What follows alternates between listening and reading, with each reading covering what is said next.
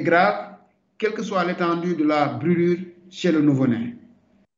Une brûlure est également grave si la surface cutanée brûlée est supérieure à 10% chez le nourrisson, ou encore la surface corporelle brûlée est supérieure à 20% chez l'enfant.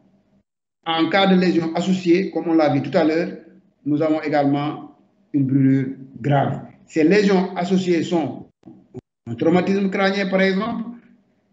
On peut avoir également une détresse respiratoire parce que tout simplement la brûlure est survenue dans un endroit clos avec possibilité d'inhalation de fumée, avec intoxication au monoxyde de carbone, intoxication au cyanure, mais également une brûlure avec possibilité de lésions blastiques. Donc, surtout en cas d'explosion.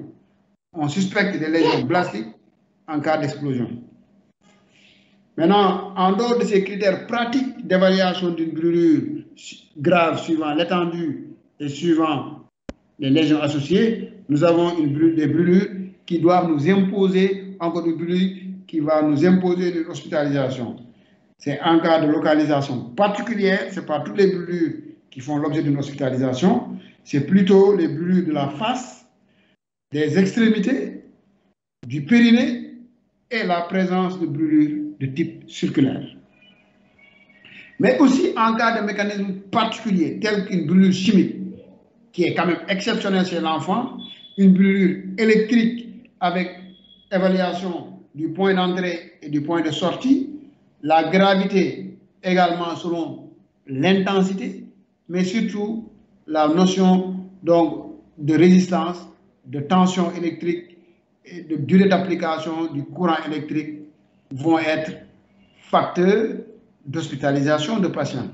En cas de suspicion également de maltraitance, il faudra hospitaliser le patient. Qu'en est-il de la prise en charge initiale qui est le cœur donc, de cette problématique en tant que pédiatre? C'est d'abord une prise en charge qui doit débuter en préhospitalier par un refroidissement des extrémités, donc à savoir que le refroidissement des lésions, pas des extrémités, mais le refroidissement des lésions va permettre de diminuer la profondeur de la lésion, donc l'évolution de la lésion en profondeur, va permettre de diminuer la notion d'histaminolibération, d'œdème et de douleur. En quelque sorte, va diminuer l'inflammation. Donc, par contre, si la surface corporelle brûlée est supérieure à 20%, le risque d'hypothermie est là. Il faudra, par contre, réchauffer le malade au lieu de refroidir. Donc, il faut mettre une voie veineuse périphérique.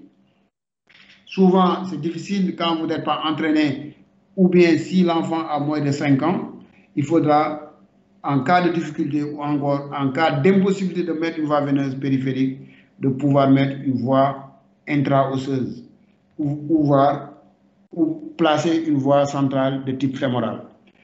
Mais également, la prise en charge en phase initiale va comporter donc une analgésie et un transfert rapide en milieu approprié pour la prise en charge. La prise en charge au niveau de l'hôpital, c'est d'abord de faire le bilan lésionnel. Donc, le bilan lésionnel va comporter l'interrogatoire et l'examen clinique.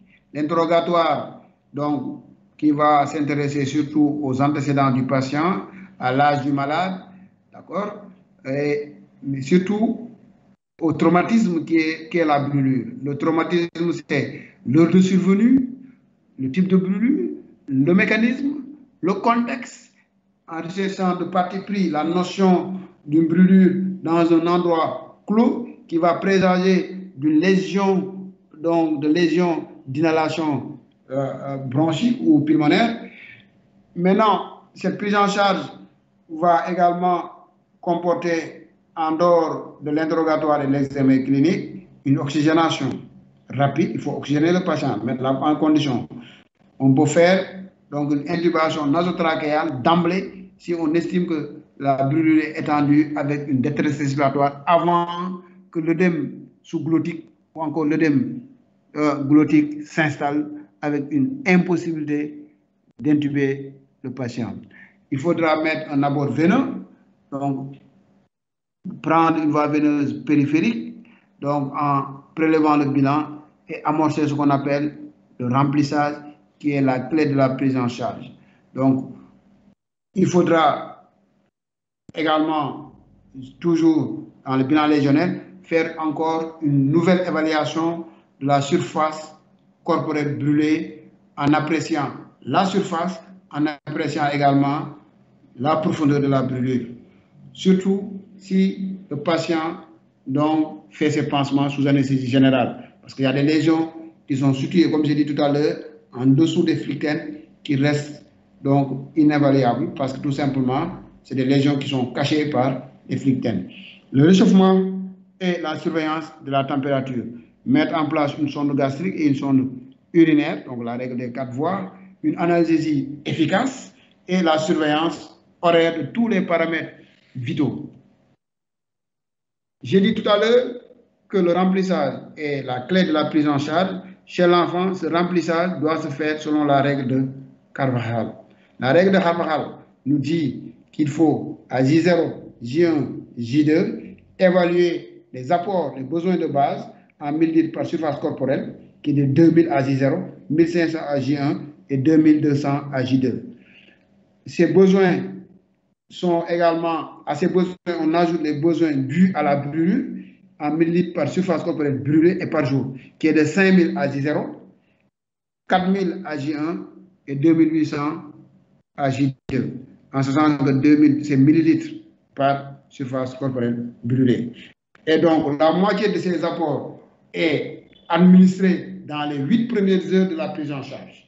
Et donc, ça veut dire quoi? Ça veut dire que si le patient est reçu à l'hôpital par le biais, quand le patient a une prise en charge préhospitalière ou bien le patient a eu une prise en charge par le SAMU, a déjà reçu une quantité, il faudra savoir cette quantité reçue. À cette quantité, on va ajouter donc la quantité qu'il faut dans les 8 premières heures. Donc, le traitement, toujours, c'est la prise en charge, c'est de compenser les pertes hydriques et plasmatiques par des solutés. Quel type de solutés? C'est les solutés balancées. Les solutés balancées, c'est le rigueur lactate et l'isofundine. Nous n'avons pas de l'isofundine ici. Nous avons le rigueur lactate à raison de 20 à 30 ml par kilo la première heure. D'accord?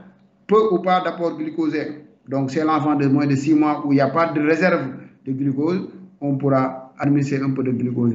L'albumine, si le taux d'albumine est inférieur à 30 grammes par litre, ou encore si la surface corporelle brûlée est supérieure à 20% chez le nourrisson ou 30% chez l'enfant. Donc, l'albumine ici garde tout son intérêt parce qu'on l'a vu tout à l'heure en physiopathologie, la fuite protéique, la fuite plasmatique, la fuite, donc les modifications de la perméabilité capillaire fait qu'on a une perte en protéines qui doit être remplacée par de l'albumine. La compensation hydroélectrolytique également, donc c'est l'hypocalcémie doit être compensée, l'hypophospholérémie et l'hypomagnésémie. Donc on pourra donner ces oligo-éléments et l'hypoprotéinémie, on l'a dit tout à l'heure. Cette prise en charge